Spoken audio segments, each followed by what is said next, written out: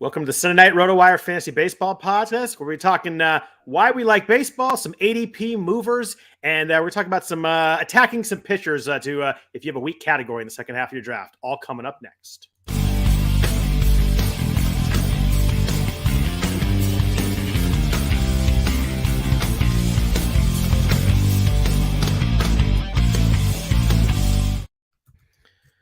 Hey, everybody. Welcome to Sunday Night. Welcome to the Rotowire Fantasy Baseball Podcast. I'm Scott Jenstad, joined as always on Sunday nights by Jeff Erickson. We are sponsored by WinBet. We appreciate them for that all season long on all the Rotowire podcasts. Jeff, it's another Sunday night. It's another Sunday night without spring training. I know that. I'm going to try and stay positive here. We'll do a little kind of fun, positive baseball stuff up the top. Then we'll get into some fantasy stuff after that. But how are you on the Sunday night? I'm doing well. I just got done playing soccer, which I love doing. How'd you play tonight? You know, I didn't give up. I wasn't responsible for the other team scoring any goals, so it's a good night. I didn't hurt anything either, so we got that going for us. So the latter being the most important part of it. Yeah, we all have to go to work on Monday. That's right. The one rule of this league: no slide tackles. Oh, no! You just like nobody gets down on the ground at all. Then yeah, that's a rule pretty much. You know, you can. If no one's around you, you want to slide to save it or something like that, you can do that, but you better not be near somebody. No diving, no sliding. Is that enforced and policed pretty well then? Yeah. And there's usually 2 to 3 women per team too. So nice. a little bubble rules there, and and a couple of really old guys. I'm not one of those yet, believe it or not, shockingly. Are you like middle age range for the team? I'm probably on the 65th to 70th percentile. I'm a man. I'm 50 like Mike Gundy, but hey, it's fun. So it's cool. I'm doing well, all things considered. Last question: how tired are you by the end of the game? Oh, I'm pretty tired, and I'm really sore. Seems like that would be that just seems like that'd be a soccer right now. It's a tough game that you're pretty much moving the whole time. Do you guys have subs in and out a lot, or we do have subs when everybody shows up? I typically play defense, so I don't have to run as much. But those who can't also don't. And in many cases, I'm not a fast runner anyhow, so they don't want me in a position there. They don't need me to show off my speed. It's just too much. Yeah. Well, let's jump into it. I know there's just a lot of negativity out there. We're not even going to get into CBA stuff tonight. It kind of is out there. Anybody who, like I said earlier to you, anybody that listens to a podcast knows what's going on. They've read all the tweets all day. We're hoping for some good news tomorrow. You're probably a little more optimistic than I am, but I want to talk about some stuff we like about baseball. First, on the top, I wanted to ask you real quick. There's been a lot of talk online this week about, NFBC and other leagues and stuff like that. And, how people talk about podcasts. I know we talk a lot of NFBC on this thing, but I try and make our outlines and our stuff that like anybody that's in like a 12-team home league or a 10-team league can lose. So we know we talk about free agents a lot during the season. I always try and make it so that we talk about like 15-team level guys, 12-team level guys, maybe some 10s in there. So I do hope that people we do talk about NFBC, but I hope that people don't think that our advice or our talks or talk about players is only that. I think and I want to keep it usable for anybody who might be in a points league or a home league.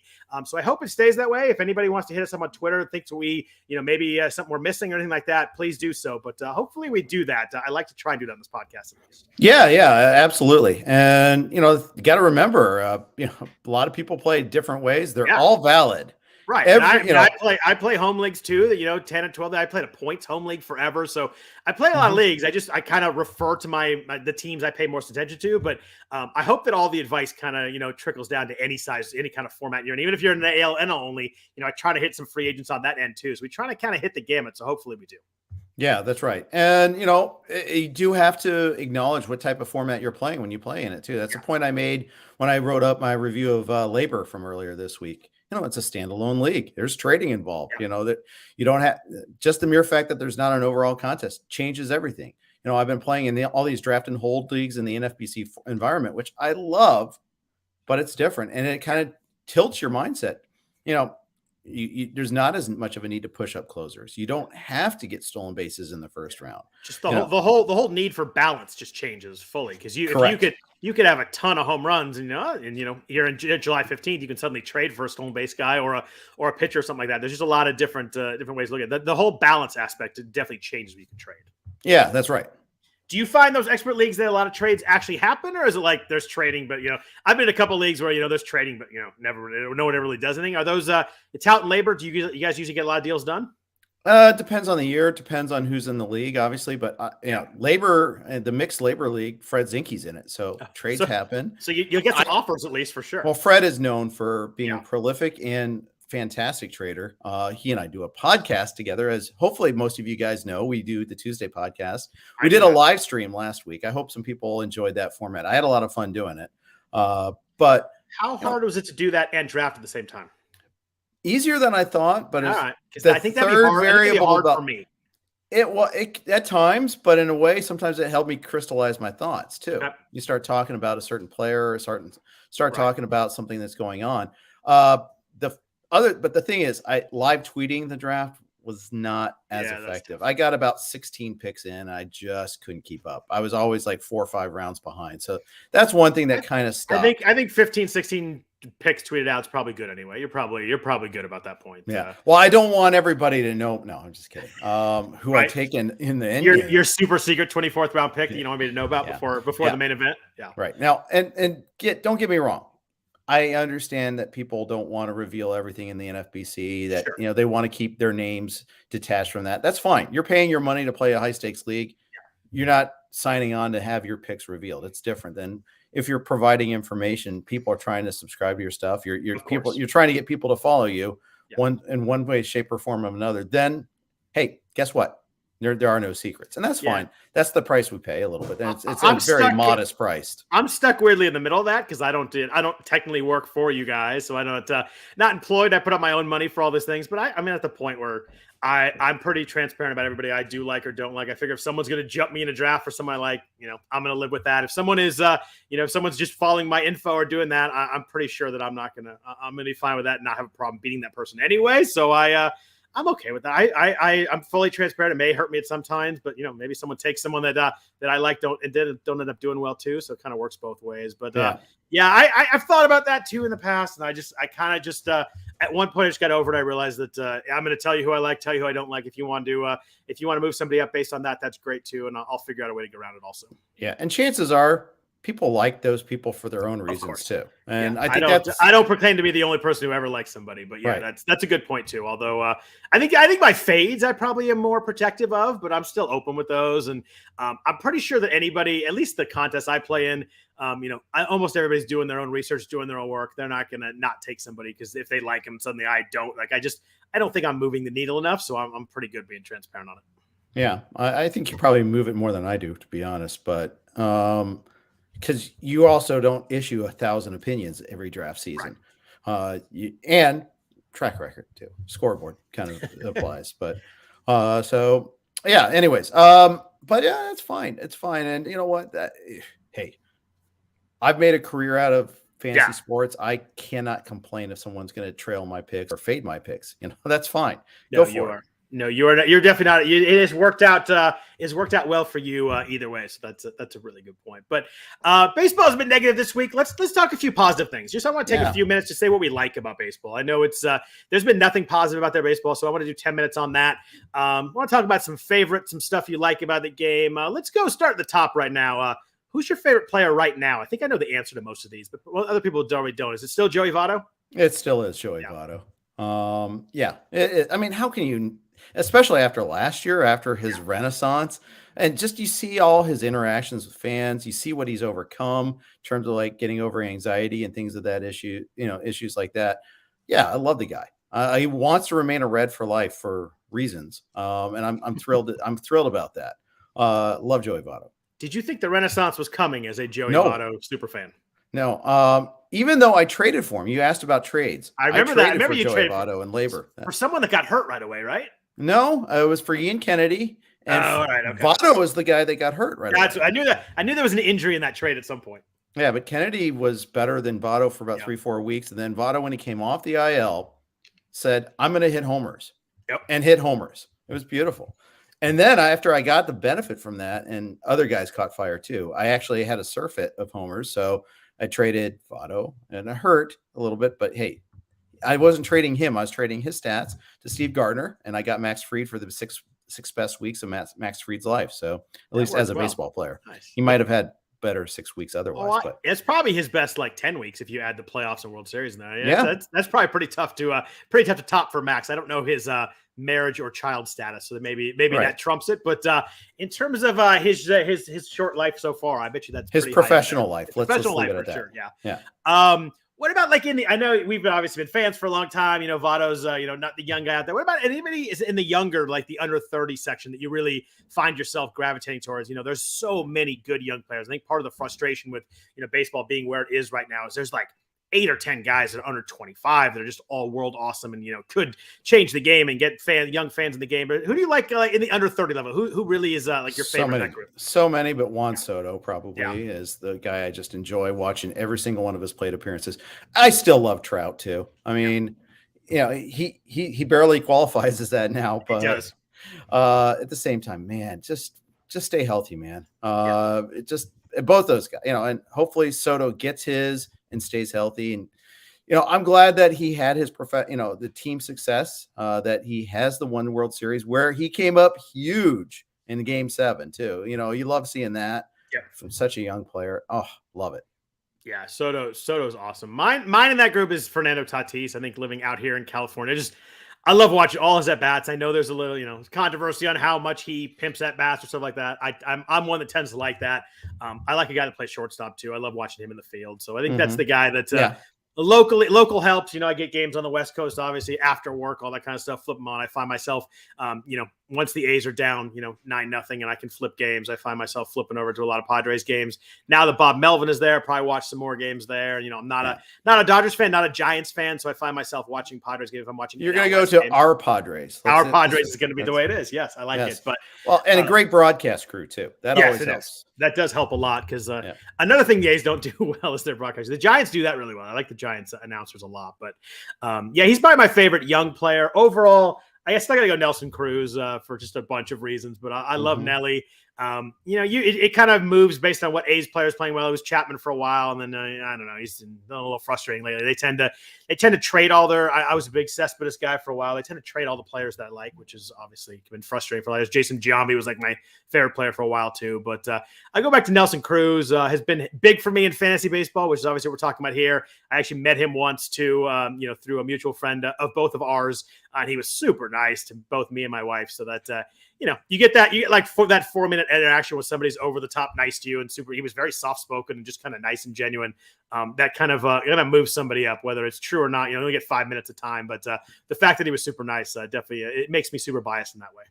Yeah, that's awesome. I love, and you love hearing stories like that too, where they're just they have a public image of this, and then are not always that way when you have a personal interaction, but when they do. Like, oh man, that's so cool. Yeah, and it's funny. It's this giant human being. Like, everybody knows me. I'm not tall, but Dwight, he's just like very soft spoken. You just kind of expect a big personality to go with the big body. You don't get that. So it's fun to see. What about your favorite player ever? Yeah, obviously you mentioned how old you were earlier, so I'm not outing you there. Obviously, you had some really good Reds teams in the 70s and 80s. You had a Reds team in the 80s, or I guess the early 90s, 1990, that beat my A's in the World Series.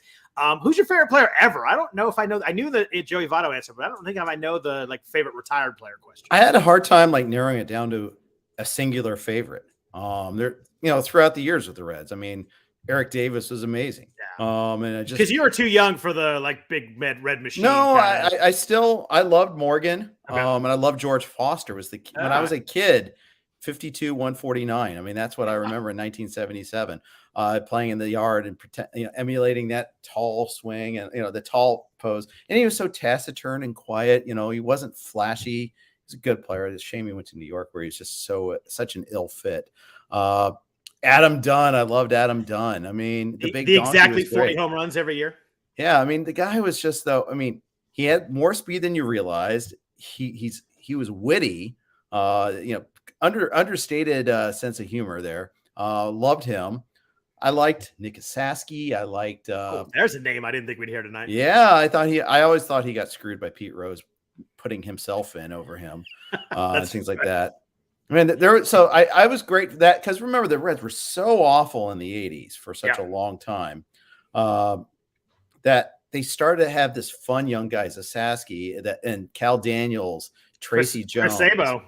and Sabo, and it led into Davis, and then all of a sudden 90 was great again. Yeah. But I'm grateful for Danny Jackson, that trade of Kurt Stillwell for Danny Jackson. I mean, I loved Barry Larkin too, but it's so, like I said, there's a lot of Reds. And the pitching side, I'm going to name one pitcher. I'm going to preempt your next question on favorite pitchers because there's two, but favorite Reds pitcher is Mario Soto. I did know that answer. That was, he was really good there for a while. Toiled through some awful years, and just, oh man, if he could have been on some good teams, how much better he'd be remembered. You talked about Eric Davis. We talked about fantasy. That 87 year, how do you think that would have worked fantasy wise? 37 home runs, 50 steals, 293. $120 runs and 100 RBIs. That's a nutty. Is that good? Is that good? That's a crazy fantasy. Someone online was talking. Someone on Twitter earlier was talking about Larry Walker, made a joke, and I'm like, you realize how that 97 Larry Walker season is like the most absurd fantasy season? Was he like 49, 130 with 30 steals, and he hit 366? Like, yeah. You can't even put that in the Rotowire auction calculator because it'd probably break it. List did the all-time greatest fantasy seasons, and Larry Walker came up like top three, and maybe top one, depending. When Coors was really Coors. Yeah, and it was just, and people hadn't, there was no humidor. It was just, and you had an elite player in Coors because people don't remember how good Larry Walker was in Montreal. Yeah, dude was a beast there too. Yeah, those fantasy numbers are nuts. My favorite player ever, I got really lucky. I was an A's fan growing up, and like the peak years of me growing up was Ricky Henderson, and just no one more fun to watch. I tell the story. I worked for the A's in '94. Funny enough, the last time there was a really big baseball labor problem, and the A's were bad that year. Like the whole division was bad, so they're kind of in the mix. But I remember there was I probably told the story already, but we did like a promotion on the field afterwards. Like all the people, the interns, I was an intern. We got dressed up in uniforms. A kid could like take swings on the field and run around the field.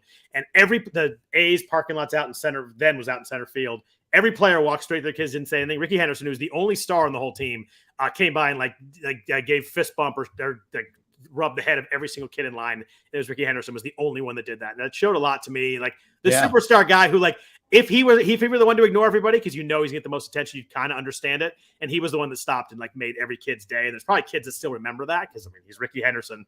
So pretty awesome. The dude was just unbelievable. And you hear so many things he's doing post-career in the Oakland area, and you just realize genuinely good guy. And for a while he got a bad rap. Oh, cocky. Today I'm the greatest and all that. Well, part of that is public speaking wasn't his thing.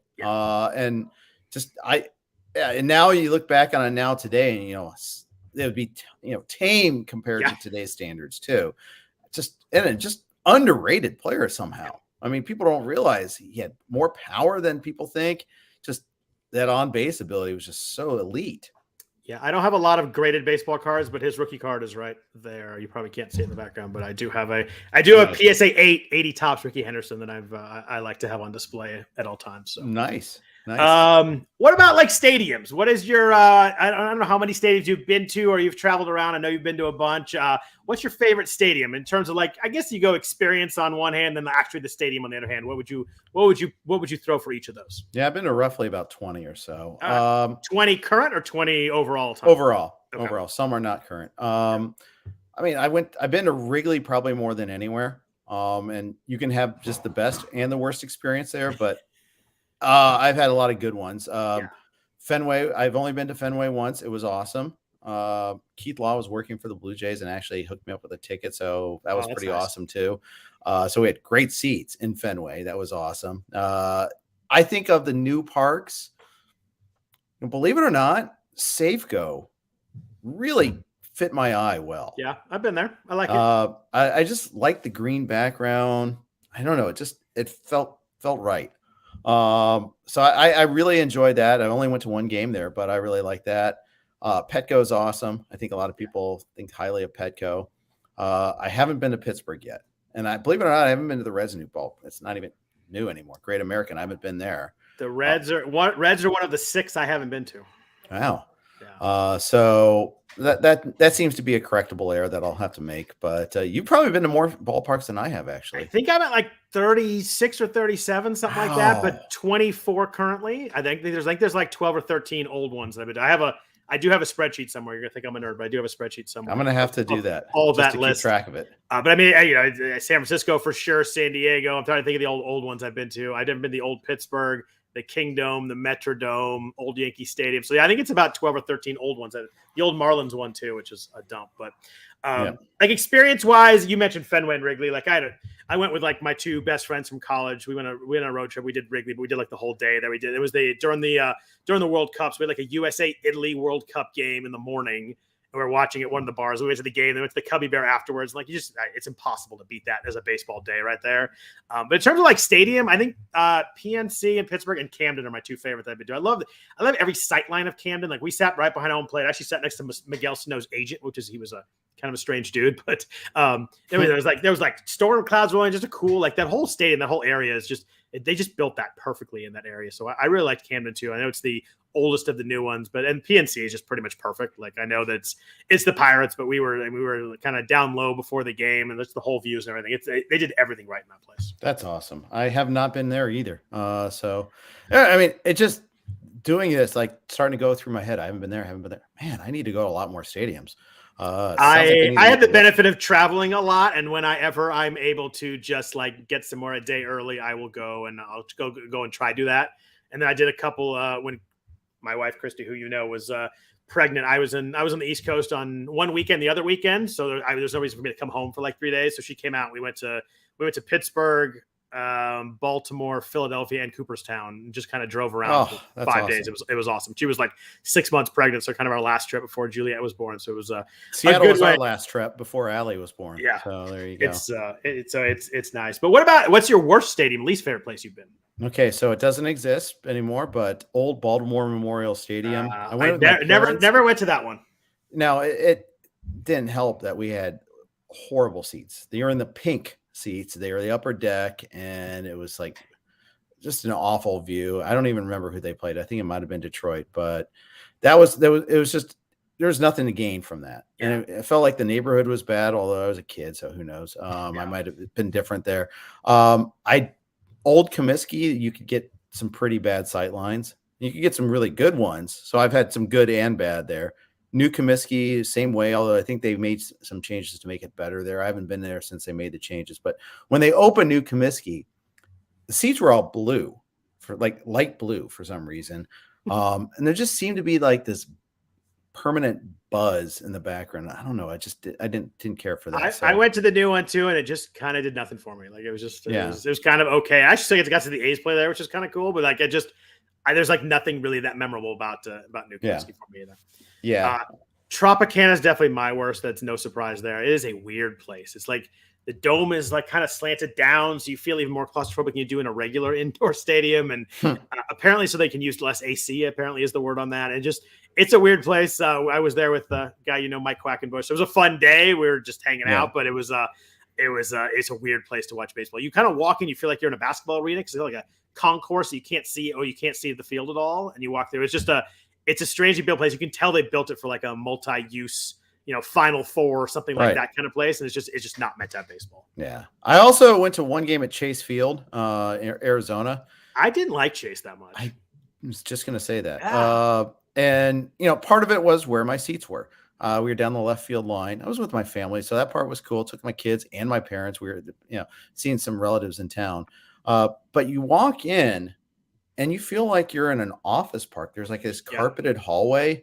You're like, what the heck are we in the stadium now? And then like, oh, okay, there's the line,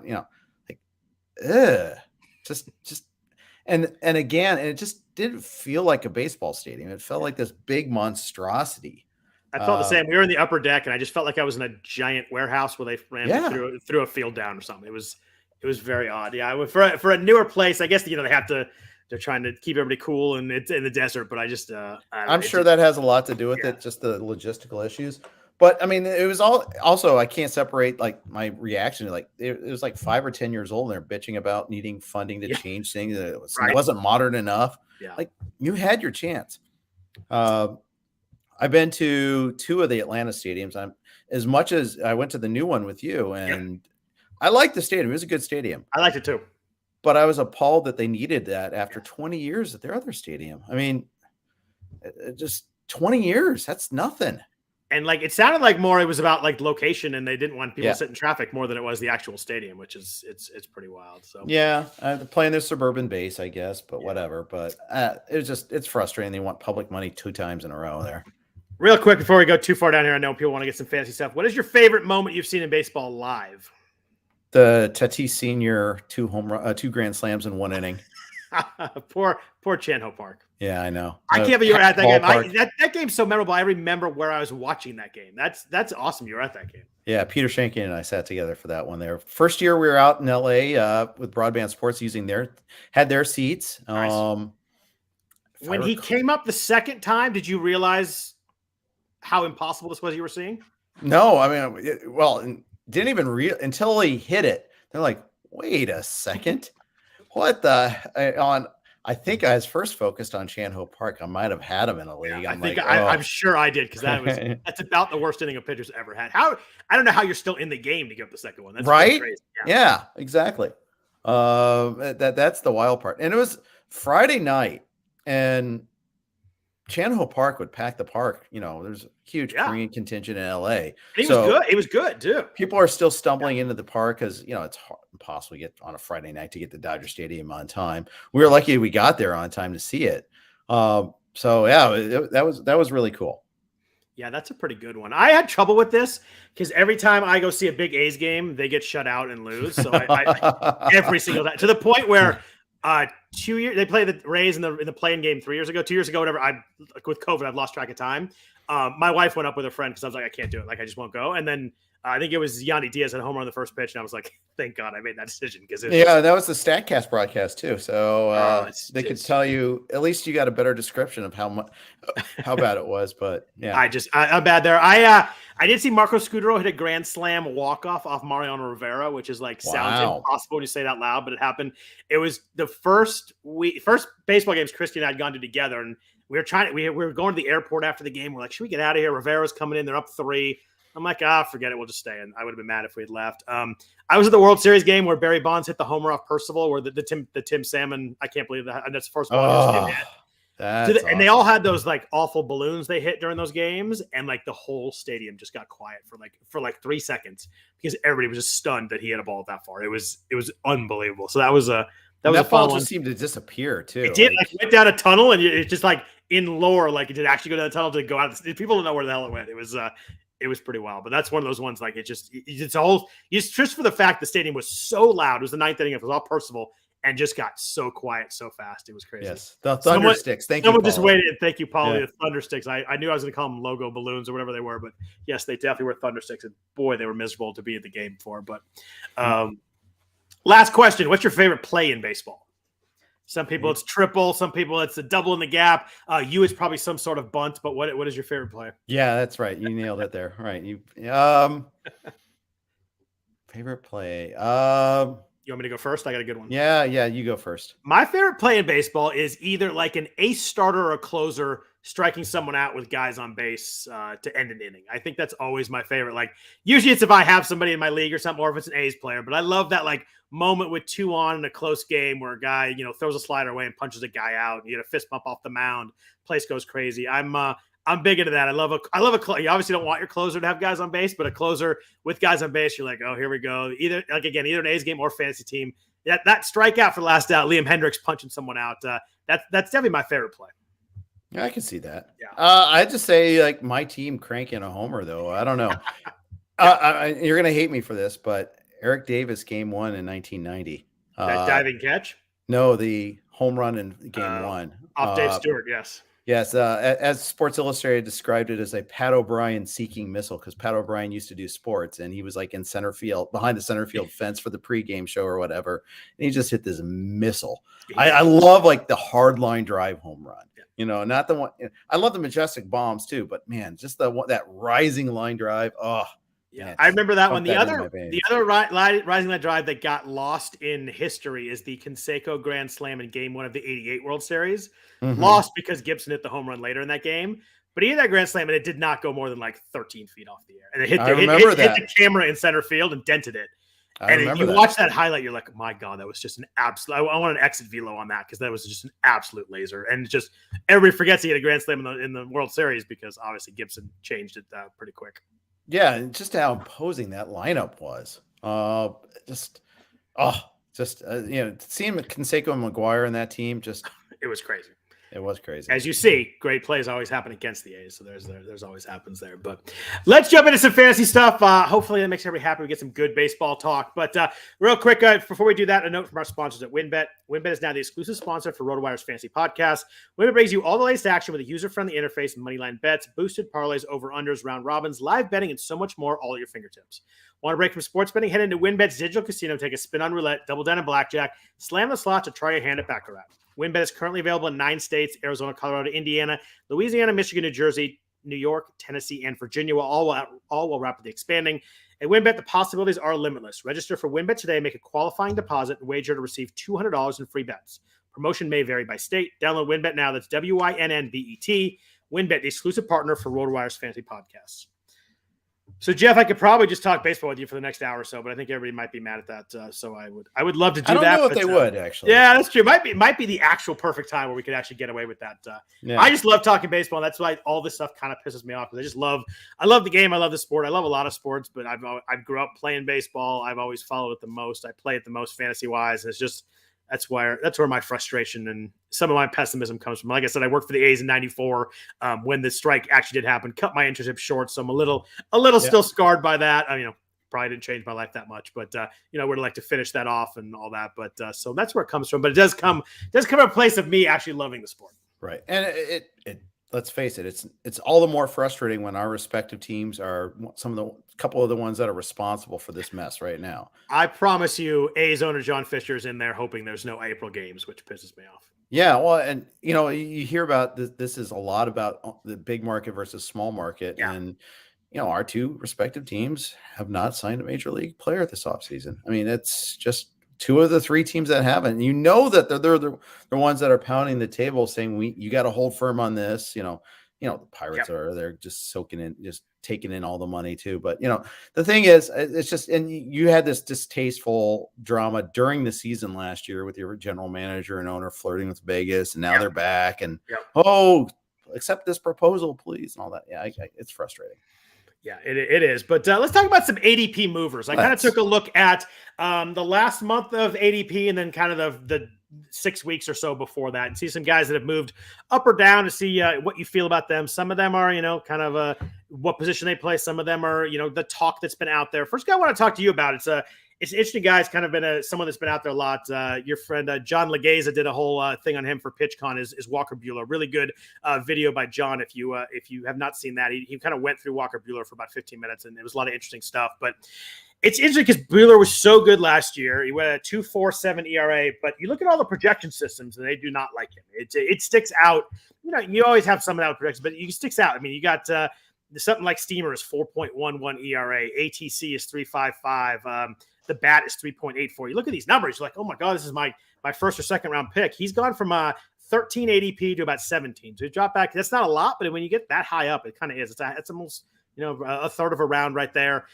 Where are you with Walker Buehler right now? It seems like the actual on-field production and then some of the metrics not looking as good, dropping in velo, I think is concerning to people, is very different than what the projections have for him this year. I think that's a great point. I struggled with this one here a little bit too, because he was actually super durable last year. In 2020, remember, he took a while to get ramped up. Supposedly he wasn't ready to go when the bell rang. They had to manage him. He took a while to make his debut. But then last year, I think his first 16 starts, he did at least 6 innings, and I think 26 out of 27. That alone is pretty crazy.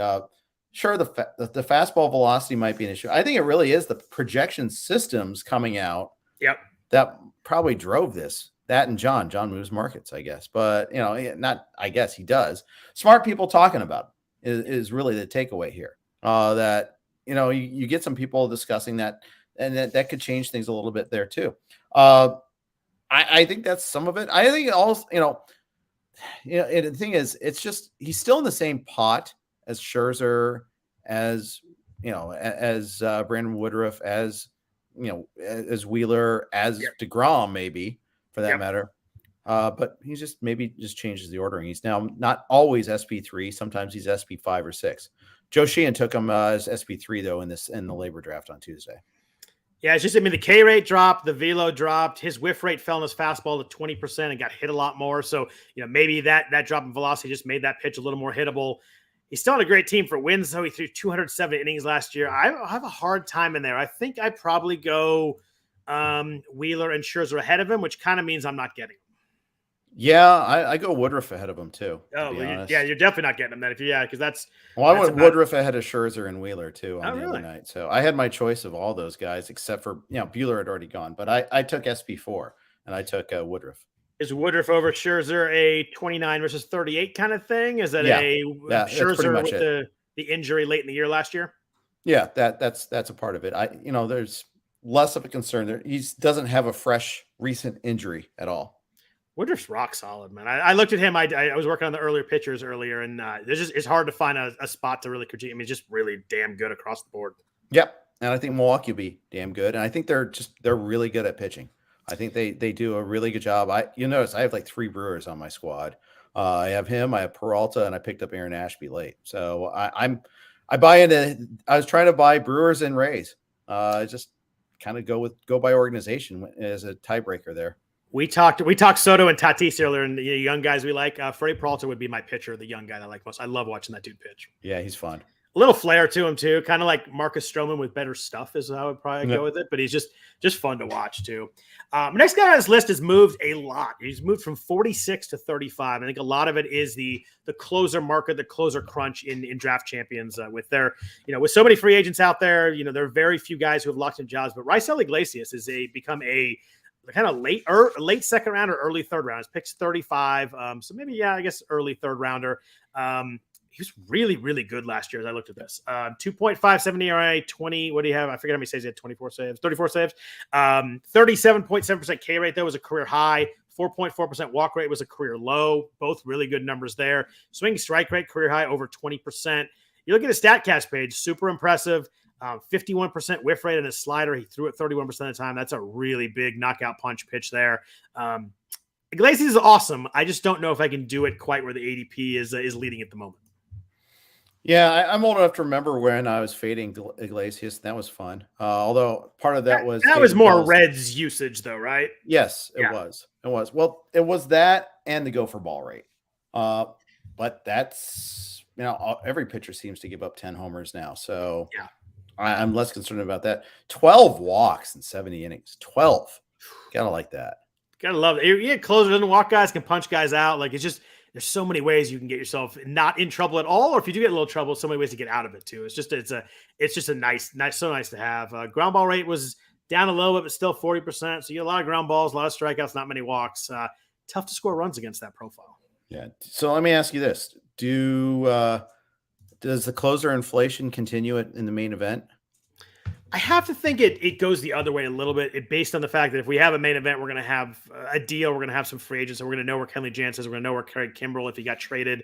So I think I think we probably get maybe 3 or 4 more guys that we feel pretty good they have jobs. We're going to get quotes from managers. So I think as that field of that number increases a little bit of how many guys we know have jobs, I think all these guys kind of push back to where they were maybe a month ago. But there's still not going to be a lot of guys with that are good and have set jobs, but I think it's going to be like, I think Iglesias will be more in the early 40s than the mid 30s. Probably. I think it'd probably be a 3-4 turn guy, something like that. I think you're right. Are you going to buy Iglesias at that price?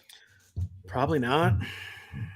And nothing against Iglesias. There's just so many great players in that range that I'd love to get, but a lot of it depends on my draft spot too. Like I'm going to have to figure out my draft spot and figure out where I'm going to get my closer or my first closer and my second closer. It really depends on that. If you're at one end and all the closers go to the other end, you're going to have to take a step and do something. I don't know. I look at all the players in that range and it's just like, I don't think I can take them over Francisco Lindor for one. Like if I need a starter, I'd probably go Giolito or Aaron Nola over him.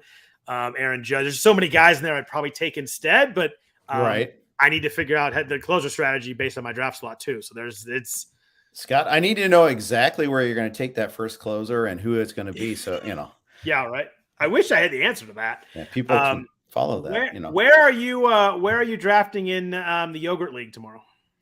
13th. I'm 14th. I actually like that. I like being on the end in slow drafts because I can kind of get my picks done, and I hate middle and slow drafts is tough for me. But I'm an impatient human too. So yes, just strategically in a 15 teamer, I like 8, but 6, 7, 8. But I love we've talked about that. Yeah.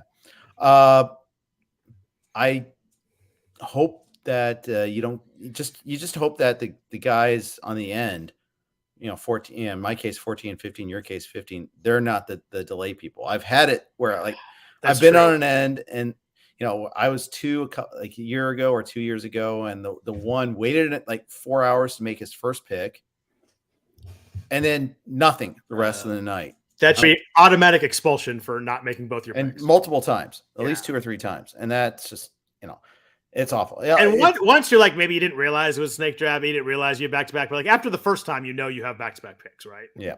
And it's purposeful, and they're waiting for news or whatever. And it's going to be more acute this year. I say if we get an agreement or anything like that, it's going to be a lot of people waiting for news, which would be, that'd be painful. Which tomorrow is theoretically the day. So we'll see. Who do you want at 13? I don't even know, dude. I know my answer, so I'm good. Yeah. So, well, let's see. I'd love to get Tucker there. I would really like to get Tucker. I would love to get Burns. It's not very likely, but would you take Acuna automatically if you got there? Automatic's a very strong word. You're a strong man, but strong word. He would be high on my list. Yeah. I messed up. I think I would take him, and then I'd probably take a pitcher in the second. I could, if I take Burns in the first, I'd take Albies in the second, maybe. Although that might not come back to me, especially now that I'm revealing that might be something I want to do. Right, because I have such a big impact. You might. I'm going Mookie Betts and either Luis Robert, or it's Robert now. He wants it that way, or probably Robert or Scherzer, or what if one of the pitchers in there probably would be my plan. Would you pass on Acuna then? Yes. Okay. If Betts was there, Betts and Tucker were there, yes. Yeah, I think that makes sense. I mean, the problem is if we start the season in June, that's a huge mistake. Like Acuna's a top 5 pick if we start the season in June, so it probably depends a lot on that. But I think I think there's going to be a little more of a ramp up than people think, and I love Mookie Betts in the back half of the first round this year. Yeah, it was interesting. I was listening to Jason Collette talk about him on a week ago Friday in the Bold Calls podcast, and discussing he's going to let Mookie Betts go, and looking at it's like a 3-year thing on him. That there's thinks that there's some possible cracks in the armor. So I don't know, something to check out a little bit there. I don't want to. He can articulate his feelings on this a little bit better, but he wouldn't take him till I think late 3rd, so he'll never get him. Interesting. Yeah. I just love a guy that give me some power, give me some speed, hits the ball hard, doesn't strike out a lot on a really good team, and the logic makes sense. Yeah, it's kind of a weird gut thing too. I think we've got another big, huge Mookie Betts season here at some point. He's only 29. I feel like he's a little bit forgotten about in these kind of elite player stuff, and I think he's probably gonna jump back in that discussion here at some point. Good point, Vlad. Yeah, the gut call, right? It never goes wrong. I don't know if Vlad likes him this year or not, though. I better check that out. No, it's just merely the fact that you cited your gut. I should ask Vlad. He's a Dodgers fan, so I should ask him. But that's a good segue. Speaking of fandom, into my next guy here, Luis Castillo has been falling in the last month or so. He was ADP in the first 6 weeks or so was 80. He's down to about 93.5, so down almost a full round, and that takes you from like a 6th rounder to whatever that is, I guess a 7th rounder in the middle of the 7th round there. Rough 2021, as we all know. You and I talked about him a bunch because I drafted him in the main event in the 2nd round. 3.98 ERA and 187 innings. The second half was a lot better. You look at that WHIP, 1.36, a scary number that that if that's your SP1, you're really kind of battling uphill the entire season. K rate crashed down to 24%. It was 29 and 30.5% the 2 years prior. Walk rate was high at 9.3%. Hard contact was good. He avoided that well. Barrel rate under 5%. Big ground ball rate still 56%.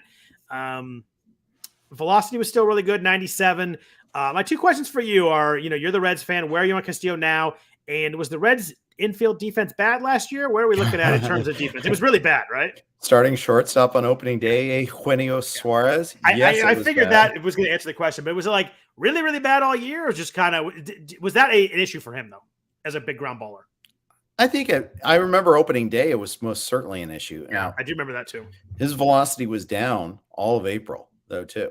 That was the whole cold weather thing, right? Yeah, and the thing that does concern me was that he was getting fewer swings and misses on his changeup, his money pitch. Yeah, it might have been just that he was tipping it more or something like that, but I don't know. I mean, he was a near ace over the final 4 months, 2.73 ERA over the final 4 months, although 120 whip. Here's the thing about Luis Castillo. He's always had a relatively high whip. So and that's just because of the walks, right? Yep. And you just got to realize you're not, if he's your SP1, then you're losing to everybody on whip. Even as your SP2, you probably are a little bit. And whip is a category. It's something we have to pay attention to. Yeah, a lot of walks, a ton of ground balls. It's pretty much impossible to have a really sterling whip with that combo, right? Correct. Yeah. And 2019 was hit-wise was nearly perfect. 139 hits and 190 innings. Last year was 181 hits and 187 innings. So there you go. But we all know how awful he was at the beginning of the season, and he just couldn't make it all catch up. I think the drop is justified. I think that's probably the right level for him. I think. Do you have any sort of feel why he's dropped from November, December to now? No, not except maybe more people are doing deep dives and not just saying, "Hey, he's Luis Castillo. I'll get him at a discount." Like, oh, okay, this. Every closer gets pushed up around, so I guess that somebody's got to get pushed down. Yeah, something else has to drop. I think that's a good point. And speed goes up, saves go up, starters have to go down. I think so round 7 is the new price. Are you in at round 7? I haven't gotten them yet. I'm in at round 7.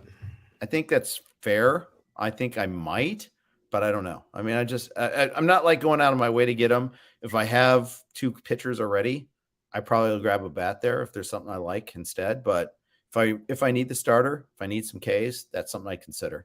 You just got to realize you're not going to get any bonus in whip. Yeah, and that's one of your 4 categories you got a starting pitcher for. It's a good point. As I look deeper at that 1.36, though, that's rough. So yeah, a couple more ADP movers. I do want to get to some pitching category guys here, but we've gone a little bit long. Rhys Hoskins has moved about a round. He's like pick 150 to pick 137. Last year was the batting average was not great, 247, but 27 home runs, 71 RBIs, and only 107 games. The key for me is his hard hit rate was back to his rookie year. He had that really fantastic rookie year where he broke out and he was called up midseason and just kind of hit everything hard the whole season. Hard hit rate was up to 46%, 17% barrel rate last year. That puts him in the top 15 among all players who had 250 batted ball events. He was 8th in baseball in barrel per plate appearance. So like a lot of hard hit balls, hard contact. He clearly got more aggressive. You look a little bit deeper. His walk rate was down to about 10%. Swung at more pitches than ever in his career. So he's really trying to hit the ball, clearly hitting the ball hard and earlier in at bats. His swing percentage was a career high 44%. He's swinging more pitches inside the zone, swinging more pitches outside the zone. It's one of the few guys you kind of get deeper in the numbers. You can really see that there was a change in his approach. K rate was up a little bit, but still workable at 24%. Not great, but a number we can deal with from a power hitter. I think I'm in at the new price. I think I really like what he did. I don't know if you like it for baseball, not modeling as much, not getting a base as much, but for fantasy, I do like the approach now. And, we've often talked about waiting at first base. Well, this is one of those guys in that range where if you wait for him, this is a pretty affordable price. Yeah, I'm okay with this. I think there's still a lot of guys like Hoskins, though, at this level, except Hoskins could still hit 40 someday. Yeah. I think that's the difference. I think there's a lot of 25 homer first basemen you can get late, but I'm just trying to look down the ADP here. Like I take him versus Votto is kind of a close call. I think I take him over Josh Bell. I think I take him over CJ Cron. I definitely take him over Muncy and Ty France, but there's not a whole lot of difference between he and Anthony Rizzo, who's 50 points, 50 picks later. That's the one thing that's kind of interesting. Yeah. I just think Hoskins' home run upside is significantly different than Rizzo's, but that I'll buy. It depends where Rizzo signs to. Like Rizzo were to go back to New York, then I think that obviously changes too. So a lot depends on where Rizzo ends up also, but Last guy I want to ask you about, we're just going to talk about on field here, not off field, is Marcell Ozuna. He's moved up 30 picks over the last month. He was a pick 224, so kind of the middle of the draft, the 15th round there. He's up to 194. His retroactive suspension is complete. He got the 28 suspension, but that has been completed. It was completed based on the games he missed last year. Only 48 games last year. It wasn't good, but you look at 2020. Dude was unbelievable. Hit 338. I looked at that again to make sure that was right when I typed it down. 18 home runs, 56 RBIs in only 60 games. He averaged almost an RBI per game, an unreal pace in that the short COVID season. Hard hit did fall off last year. Really good barrel rate in 2020. Do you think Marcell Ozuna is the 2020 guy? I think he's the 2021 guy that struggled, had injuries, and then had the off-field issues. Should hit middle of the lineup. Obviously, if they sign Freeman, he moves down a spot. But with the DH, you got to think he's going to play every day. Atlanta, surprisingly for the World Series winner, does not have a ton of outfielder options kind of ready to go at the moment. They may sign some guys. But what do you do with Ozuna right now at, let's just call it pick 200? I mean, I admire his utter lack of consistency throughout his career. It really is up and down. I mean, look, it dates back to like 2015, 2016, 691, 773, just OPSs here. 924 in 2017 with the Marlins, 758 in his first year with the Cardinals. Oh, well, he had the bad elbow. Okay, well, there's always a reason. I mean, I think he's a little injury prone.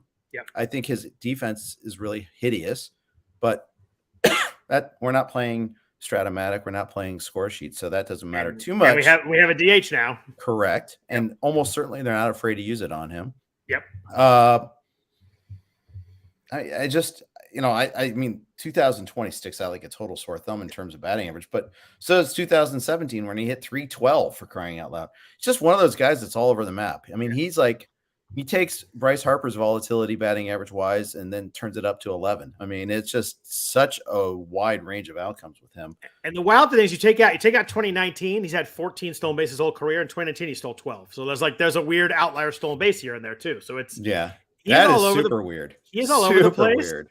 Yeah. But man, pick 195. I think it's hard to find a guy who can go as big as this guy can at that pick. I think I'm pretty in at the price. I think I am. I'll say this. I don't blame anyone who says that they won't take him because of what he did off the field. Right. I'm not one of those people that says, you can't do that. I mean, I understand you separate the player from the stats. And if you want to do that approach too, I don't blame you for that either. Yep. I just don't. In fact, just don't blame. Just, it's happy, fun, fantasy sports activity here. But, yeah, I feel a little cringy every time I'm about to click that button on him, though. I won't lie. It's always it feels a little cringy, also, but it's if we're talking fantasy and stats here, I think at the price, I think that that whole situation probably bumps him down a little bit. People don't really want to pick him either. I think that, and it's not just the past. There's the chance that could happen again. True. Too. I mean, if you study domestic violence, I mean, it's rarely a one-time thing, unfortunately, and. So yeah, I mean that's reason enough not to take him if you feel that way. So that's okay too. But yeah, I think that it's probably commensurate with the risk in terms of from a fantasy perspective. Yeah, and you look at projections. I mean, Steamer's got him at 29 home runs and 95 RBIs and 264. Like at that price, I mean I've got him at 264. Exactly. Yeah, that's a full go right there. Yeah, I mean that's kind of his midpoint. 264 is a bad number in my life, by the way. What's the reference? I don't get it.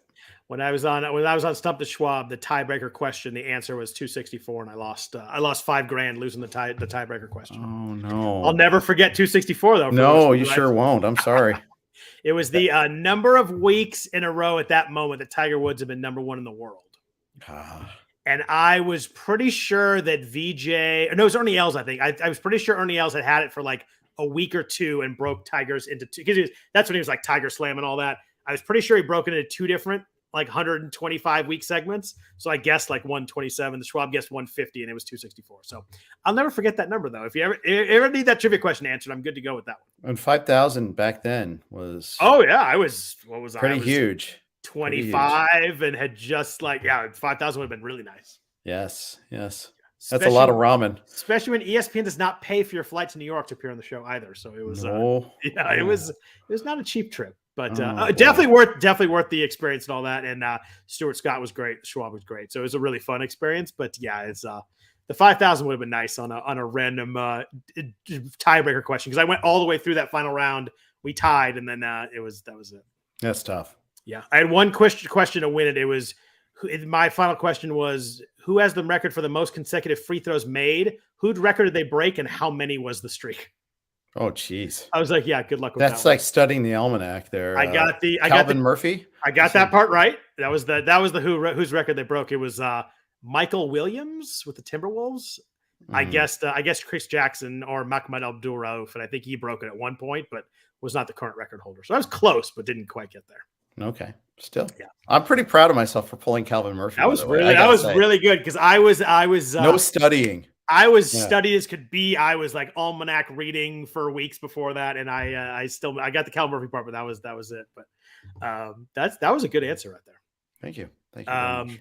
So last week we talked about hitters after pick 200, where if you're kind of struggling in a category, you can attack them. I want to do that a little bit with pitchers. We'll do it pretty quick here, but first, a note from our sponsors at Thrive. Experience a new way to play daily fantasy sports at Thrive Fantasy. Thrive Fantasy's exciting player prop fantasy contest. With Thrive Fantasy, you can eliminate the countless hours of research and focus only on the top-tier athletes who have the biggest impact on the game. Sign up for Thrive Fantasy today and receive a free 6-month Rotowire subscription. Here's how you claim your free Rotowire subscription. Visit rotowire.com/thrive. Deposit a minimum of $10 and receive a 100% deposit bonus up to $100. And then thirdly, play in your first paid contest, receive a free 6-month Rotowire subscription. So, Jeff, as you're in your draft, whether it be a paid draft, your home league, your TGFBI, and you realize you're at, in the second half of the draft, and you're like, I'm kind of weak in pitching categories. We did the offense last week, and I wanted to hit pitching a little bit. We're not going to do saves, because that's kind of probably a different podcast, kind of mining for saves late. But with starting pitchers, if you're at the point where you maybe have a couple guys on bad teams, or maybe a couple guys that don't go deep into games, you need some wins at this point. Is there anybody down here in, say, the 200s that you think you can kind of attack and hopefully get some wins from? Well, I'm going to go straight off the outline. I rostered Adam Wainwright in a couple of leagues. Yes, you're going to lose some strikeouts because of this, but you get volume in innings. You know that they're not going to treat him with kid gloves. Yep. The team's pretty good. And yeah, I think and he's quietly been great. I thought, okay, he's not facing the Central Division exclusively. You're cracking down on sticky stuff. No problem. He got better. Yeah. I'll throw a 3.05 ERA at you. Yeah. I thought, okay, 2020 was just this nice little mirage, a little dead cat bounce. He's going to go back to his 4 or 5 ways and that he had for like 3 years in a row. But no, he turned on a great year. I don't mind getting Adam Wainwright at all. I think the point you make about durability is key, because it's not only you need guys to go out there, you need guys to go deep into games. Like these guys that throw 5 or 6 innings, like it's just hard for bullpens to hold leads. And, Wainwright's going 6, going 7. He's done a lot of deep into games. He had 32 starts last year. 29 of those were 5+ innings. 24 of them were 6+ innings. Like that's just a lot of spots where, Cardinals can score in the 5th or 6th and get a couple runs. And, you only use 2 relievers instead of 4. Like it makes a big difference if you're just deep in that game. Yeah, and maybe this is musical chairs, and at some point the music will stop, and he will be held without standing there without a chair. But that feels like it's priced. Terrible metaphor. Horrible metaphor. That feels like it's priced in, though. It feels like the fact that he's old and people don't trust him. I mean, ADP's picked 213. Like it's not like you're paying a price for a guy who had 17 wins with a 3.05 ERA last year. Yeah, I mean, I'd take him over Marcus Stroman, who also doesn't get you strikeouts. I love Marcus Stroman, but it's hard for me to argue that. And he's on the Cubs, who shouldn't be that good, and hasn't been as durable. And I like Marcus Stroman, but I take Wainwright over him. My guy down here, I cheated a little bit on his ADP is 196, but I'm going to go ahead and count that and round up to 200. Is Jordan Montgomery in New York. Threw 157 innings last year and 30 starts, 3.83 ERA. But this is a play where you just have a great offense. You have an offense in the park that's going to score a lot of runs. K rate's about 24.5%, but it's good to finally see Montgomery stay healthy. He has 2 really good strikeout pitches too. His curveball, 39% whiff rate. His changeup, 39% whiff rate. Curveball is 43% whiff rate. Batting average under 200 on both those pitches. He throws those 24% of the time each. So it's like half his pitches, really good whiff rate. And then you get some strikeouts. I think he'll go, he's probably not going to be as deep as Wainwright in the games, but you still get 5 or 6 innings at him. And I think the Yankees offense I like a lot more to score earlier than I do the Cardinals. So I think both guys work, but I think if I need wins down here, I think Montgomery's a guy that I'm going to go ahead and grab and feel like I'm going to get double-digit wins out of him. I think that's a really good call. And I wish I had a little bit more of him so far. I'm gonna have to kind of dig into him a little bit more, maybe change his projection, get him higher up on the draft tool a little bit because I think that's super valid. Yeah, I like the two strikeout pitches. I look deeper into him. I think that if he can kind of learn a pitch mix a little bit better as he kind of becomes more of a veteran, I think you maybe even get a few more punch outs out of him. Yep, yep. I think you're right about that. So yeah, Ratios are tough down here. It's if you're struggling for ratios, you might be in a little bit of trouble if you don't have them early. But if you need them, is there anybody down in the 200s? You're like, I need some ERA. Where can I go for that? yeah. It's gonna cost you some wins because I don't think he's gonna be doing this. I don't have any of them yet. This pitcher, but I want him. And the Okay. more I think about it, I want him more. It's John Means. Oh, all right. If you look at what they did to the ballpark and you look at his splits where he just got killed at home last year, 462, 120 at home last year, on the road, 284, 090. Now, as a left-handed starter, they're moving the left field fence back and up. And a long ways too. It's not like they're moving back 5 feet. It's right. way back there. It's wild. Which that's a massive thing. And in 2020, it was even more pronounced. 706 at home. He got destroyed at home. Now, that was 21 innings. But point being is John Means got hurt by his ballpark 2 years running. He's healthy now. He's finally fully healthy. He's a good pitcher. Just stuck on a terrible team. Realize you're not going to get wins. The bullpen's not going to help you a whole lot here. But you're getting strikeouts and you're going to get good ratios. He might actually get hurt a little bit in terms of whip because of some of those balls that he's a fly ball pitcher. Maybe some, fall into the gaps a little bit more because it's a bigger gap to cover. And they'll probably have like Mountcastle trying to chase down fly balls in left field, which that could be a little scary. But I think that he's a really good pitcher. I think he's going to benefit the most of all the Orioles pitchers. Yeah, and ADP is 223. So you're talking about in a 15-teamer, you're talking about the 15th round. Obviously, if you're talking a 12-team, it's like the 20th round. So that's really good. Someone in the chat mentioned Hyun-Jin Ryu. I think that was my second guy here. Yeah, it was rough last year. I think he just wore down last year. It just didn't work. The ERA is 4.5. But I mean, he was 2.32 in 2019. He was 2.69 in 2020. There's someone that was like in the 5th, 6th round in drafts last year. But my guy, I'm going to go a little bit deeper. Ryu's IDP is about 200. I'm going to go 230s. Alex Cobb is really interesting to me moving to San Francisco. 3.76 ERA last year in 93 innings. Big ground ball rate. I like that. 53% ground ball rate. K rate jumped. Career high 25%. Walk rate's about 8%. I like that a little bit lower, but not horrible. You like to see the whiff rate in his sinker doubled. He was up 14%. And up 6% on his curveball. So getting a lot more punch outs on 2 different pitches. His splitter's nasty too. 35% whiff rate. He threw that 37% of the time or so. I like the move to San Francisco. San Francisco's really good with pitchers. We saw that with Gossman and Desclafani last year. They just know, they seem like they know what they're doing. They're going to score some runs. I don't know how that offense scores a lot of runs, but they seem to. I just think he's another guy that down here in the 15th, 16th round, you're going to get double-digit wins out of. And I think the ERA stays in a pretty manageable spot pitching in San Francisco. Yeah, I like Cobb too. I think that's a good call. And of course, everybody compares him to Gossman. Gossman's got a higher ceiling. I don't think Cobb's got that sort of ceiling, but I don't either. But I think at the price here, I think I think it's going to be a profit at that price. Yeah, well, we paid a lot higher price for Gossman last year, like 8th, 9th round in a 15-teamer. So yeah, I agree. I like him. I like any pitcher on Houston. I know we're going to talk about that in a second here too, but I mean, I just like betting on pitching staffs.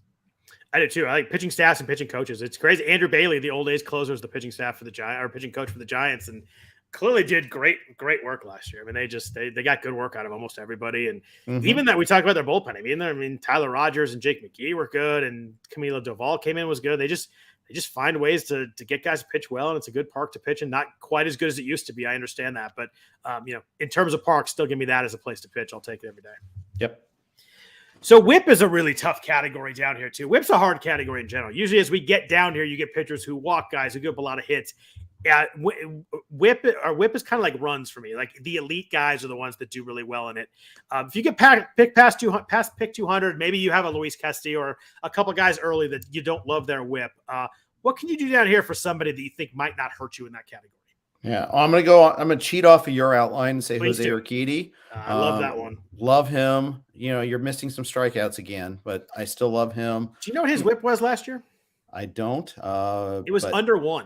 Yeah, I don't doubt that for a second. You don't get a lot of under one whip pitchers that pick 225. I was surprised when I saw his whip. Yeah, he whipped it really good. And then I got that one. Yeah, thank you. It's about 50-50 with your references. So I always got to point out when I get one. Yeah, it's good. We're all proud of you. Yeah. Well, usually you're there from 1958, so I usually don't get them. Yeah, you're like 5 years younger than me. That's a crazy thing. Sorry, I had to put it in there.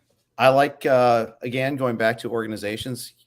Find me a Rays pitcher. I'll take Drew Rasmussen. Everybody may talks about the Willie Adames side of that deal, but Rasmussen was really pretty darn good after they moved him into the rotation. I'm a gamble on Patino, who is not quite there yet. I think that's more of where the puck is moving sort of guy, but throws 96, was 22, and it's his second year in the organization. I'm okay with that. You talk Uber prospects too. I mean, Patino is a super high level pedigree prospect. Yeah, exactly. And everyone's going to be all over Shane Baz. You're going to have to pay up for him. Do you have any feel? You obviously talk about baseball all the time. Do you have any feel for what the Rays you think will do with those pitchers? Do you think we're going to get openers and with Baz and Yarborough and Rasmus and all these guys? Do you have any feel for how they're going to treat those guys? I think it'll be more of the same. Yeah. I think sometimes they'll have an opener. Sometimes they will be the opener. Sometimes they'll be a full-on starter. It's wild. The whole point is they're not going to reveal their secret sauce. I mean, I think that's part of the issue there too. A sneaky guy might be Christian Javier with the Astros too. With the news that Lance McCullers won't be ready for opening day or is unlikely to be ready for opening day, it means Javier might have a chance in that rotation. The problem with him and with Rasmussen is, both of those guys aren't going to go deep into games. Yeah. That's the one thing that kind of worries me a little bit, but at the same time, I just think they're good pitchers and I want those guys and let roles figure themselves out. Just go find good pitchers. Yeah, and the Rays just do that constantly. I mean, they had Shane McClanahan last year who broke out, and I remember that first game. I think he was pitching against the A's, and I was like, oh my god, who is this guy? Like this guy's throwing 98 with tail as a lefty. I'm like, where? I know the movement away from right-handed hitters. I was like, I forget who the A's first righty was. It was probably freaking Elvis Andrus, but like I remember the first batter, I was like, oh my god, this guy's unbelievable. I was like, I knew people were excited about him, but the first couple pitches, I was like, this guy's really good. Canna, I think it was, right? Oh, it could have been Canna. Yeah, I was just I saw with Elvis Andrus. We briefly saw McClanahan in the 2020 playoffs, and they were it's just because remember they had a weird rule that they allowed players who hadn't played them in the regular season to pitch in the playoffs, and he made his debut in the playoffs. And it was kind of like K-Rod, except he actually hadn't pitched in the majors before that. I was like, I like this guy. Yeah, lefty who throws hard. One of those like 5 pitches in the eye test, you're like, yeah, this guy's got some stuff. So my guy here is a few picks higher than Jose Urquidy, but it's Joe Ryan in Minnesota. Yeah. Weird. You look at Joe Ryan last year, you're like, 26 innings, 4.05 ERA, made 5 starts. The whip was 0.79 in those starts. I'm like, I wonder what he did in the minors. 3.63 ERA, 57 innings, 0.79 whip. I was like, that'll work also. He doesn't walk anybody, which is huge for this. He was a 5% walk rate, 4.7% walk rate in AAA last year. That's obviously huge for whip. I mean, when you avoid the walks, you're only dealing with the hits, which is all really nice. Walk rate was really good in 2019 in AA with the Rays, and obviously really good in AAA when he was with the Rays also. Was he in Nelson Cruz trade? Yes, he was. I was just going to ask you, what organization did he come from? The Rays. Of course. And then you're like, well, I mean, this guy doesn't walk anybody, but does he strike anybody out? And I'm like, 30% strikeout rate in the majors, 34.9% in AAA. Like, as I look deeper at Joe Ryan, I really like him as a whip guy and also just kind of an overall pitcher at the price. I think he's someone that I'm definitely in on, but I don't know. You give me a whip under 0.8 last year, and it's hard to find whip guys. He's never had a whip over 1.13 at any level at the minors. It's hard to find whip guys. You give me one at 214. I'm all about Joe Ryan. Joe Ryan, Bailey Ober. Give me both of them. Bailey Ober works also. Same kind of this range. If I can get like Ryan and Urquidy or something like that, I'd love to go kind of double back to back in the mid round here. If I need a couple pitchers, this is a range. We talk about pockets of value. There's a range in here where there's like 3 or 4 guys I really like in this range. Right, and you got to remember you're not paying the AL tax this year. There's no discernible drop off in AL pitchers versus NL pitchers. And in fact, in the case of Ober and Ryan, you're facing the AL Central, which I know Detroit's better. I know Kansas City's better. Cleveland's worse, I think. Yeah. And you is Kansas City better? I think they're marginally better. I think for the 12 Bobby games Witt, Honesty plays. well, Bobby Witt Jr. is going to get the call. They've got other kids. Melendez is going to be up on the way at some point too. I think Prado might be interesting. Point is, I think that and I like their pitching. I think their pitching is going to take another step up too. As long as Michael A. Taylor's still playing every day, I'm good throwing pitchers against them. Yeah, that guy's terrible. He is. I mean, the only lineup you're scared to face really is the White Sox. So that's better than most divisions. I'll take that. So as tough as to find ratios down here, everybody loves strikeouts. All the strikeouts guys go way early. I hate being down strikeouts when I get down here, but if you are, if you're in the 200s, you're like, I'm a little bit light in strikeouts. What are you attacking here if you find yourself in that predicament? I'm going to steal from you. I did take Aaron Ashby in labor. I know you mentioned him earlier. Tell me about Aaron Ashby, because I had him marked down here. Where do you see his role? Where do you see his? Are we looking at a starter out the gate? Are we looking at a reliever and then he comes into a starter later? Like, where do you think his role comes in? Because I think that's the big question with him, obviously. That's always it is with the Brewers. And, Peralta had that path. Burns had that path. Maybe it doesn't happen this year, but I think it does. I mean, Aaron Ashby's always had Ks. And James Anderson, I trust too. If James is on a guy, I'm typically on a guy. Especially a Brewer, right? That's local for him. Yeah, well, and because of him, I had a lot of Sandy Alcantara last year. I give me the upper velocity guys. If you want to go even deeper and later into the draft, give me Roansy Contreras from the Pirates. I know a terrible team, but another upside strikeout guy, throws 96, 97. I think he's someone that, he's free. He's picked 476 since February 1st. You're not having to pay much for him there. Pitcher 170, but he's a weird guy too, because it looks like he found something in the COVID year where we have no stats and no games, because he was not really a strikeout guy. Then he came out last year and was a massive strikeout guy. So you wonder if he found some velocity or found something. But we had that weird 2020 season. We don't see that step up progression. We just see a big jump sometimes, and he's one of those guys that jumped way up strikeout rate last year. Yep, yeah, that's right. And then one other guy, super duper late, that I might be interested in is a red. So take it with the appropriate grain of salt. But Reaver San Martin came up really late in the season, and the guy can miss bats. 89 Ks and 82 innings in AAA this last year. Might have a role. I mean, now that they've already let Wade Miley walk, there's rumors that they're going to trade Castillo or Gray or both. Anything that moves, because they're the Reds, and Bob inherited wealth. Castellini doesn't want to, be able to pay his players more than 2 years running. So, inherited wealth is a great nickname for that. I like that. Yeah, thanks. There was a good thread going around on Twitter about how many of the baseball owners are really like second, third generation. It's like Succession. Which I hear I have to see. I still haven't seen it, but the whole concept of the next generation is not as good as the first. Succession is really good, really well done. As long as you're okay, watching a show where nobody is likable. Okay. It's really well acted. The Kieran Culkin, who's obviously McCulkin, but is all world phenomenal character, but nobody is likable in the whole show. So there's no one to root for, huh? You every time you find someone to root for, the next episode, you realize you don't want to root for them either. But they have a cousin in the family that is pretty much the kind of the rootable guy. But it's really well done. It's really, it takes 5 or 6 episodes to really get into. I watched the first 3 or 4. I'm like, I don't know this is for me. And then by episode 6 or 7, I was like, I just want more of this. So there's that weird breaking point where you kind of figure out all the characters and stuff. It gets really good, but you have to kind of commit to it. Yeah. Well, I'll put that on the list as the next one that I'm going to see. I am watching Friday Night Lights finally, in part because you pushed me over the edge to do that. How far into it are you? 7 episodes. Okay.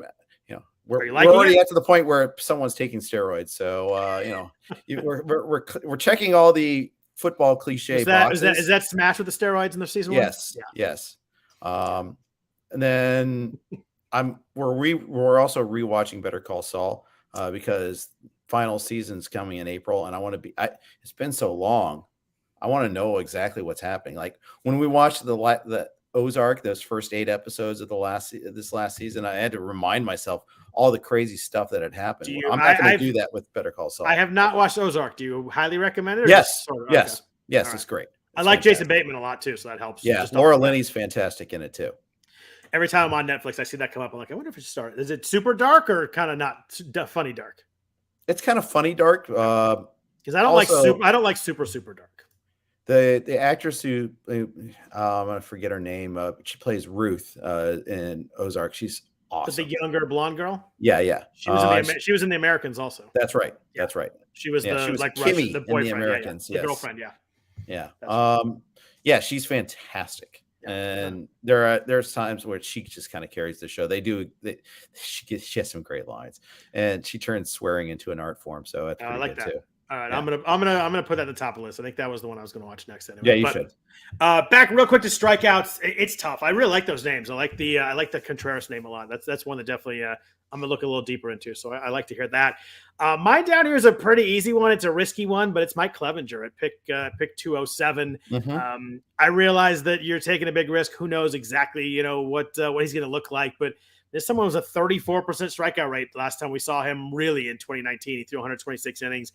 I know the strikeout rate's going to kind of up and down. Who knows what he was doing, but anytime you give me that high a number, pick 207, he's in a team that should be good, in a park that's good to pitch in. I don't like to take a risk on this early on, but if you can pick in the 200s, and I feel pretty good about my pitchers, and I maybe need some strikeouts. I think that Clevenger might be this might be the spot where I'm willing to take the risk. If it doesn't work out, it's down far enough where if I have to bench him or drop him, I'm okay with it. But I think the upside is pretty significant at 207 with acknowledging that who knows what we're really going to get. When exactly he had the procedure in November, right? So 18 months is about the start of the season. Okay. Yeah, that's what I was ballparking it. Maybe you don't get him right away, but from the clip, I actually read up. I really read some clips, and it looks like he was pitching. I mean, obviously, who knows? These videos in backyards and stuff we see are just the whole thing's insane right now. Is the biggest side the biggest side effect from this whole thing is that we don't have like actual reports from team doctors, and like we don't know what's going on. But everything I've seen seems like he's kind of ramping it up and ready to go. I know who knows how quick we get that, but if I got to sit for a few weeks, at the price, I think it's a spot where I'm willing to take the stab. I've only got him for 20 starts. Obviously, any delayed at the start of the season probably helps him a little bit. Yeah. Same with Verlander. Same with same with Thor. But yeah, and of course Acuna is the guy that really benefits the most from all that. But we'll see. We'll know more later in the week. I was gonna say, sure. Last question, gun to your head. What's opening day? May 1st. All right. I'm going June 1. Yeah. I really want to be wrong though. I think. Yeah. I mean, if we go June 1, I'm putting you in charge of outlines for the podcast.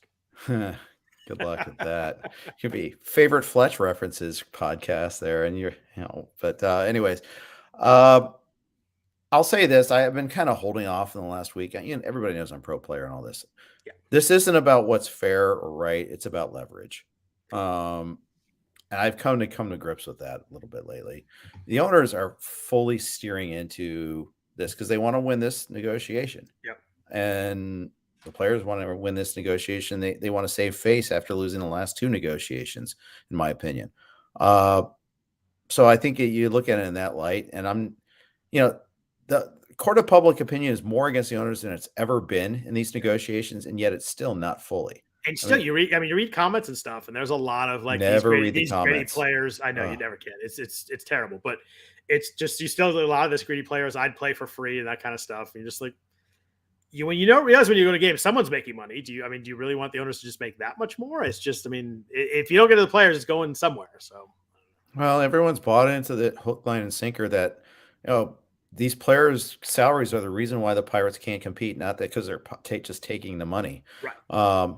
But yeah, I'm trying not to get too caught up in this whole diatribe because it's just not healthy. It's just no, it's not. And I was pessimistic early on. I was getting down about it. I'm just like, nothing I can do about it now. I'm going to kind of play my fantasy teams and we'll see. And if we get an agreement, I'll start to really get deep into it and start drafting. And we got TGFBI going, so I'm going to fully draft that, assuming that we're going to be a go. But last question: have you seen Caitlin Clark on Iowa play basketball? Oh my gosh, she's the female Steph Curry. She had a step back behind the back dribble, step back three today. That was literally unbelievable. She's unbelievable. She'll pull up from like the center circle sometimes and Drano. Beautiful. Yeah. And you're like, oh, like, they can't be shot that. And it goes in. You're like, all right, I guess that works. And she's not a total gunner. She also has like double-digit assists every game, it seems like. They won the Big Ten tonight. That's pretty awesome.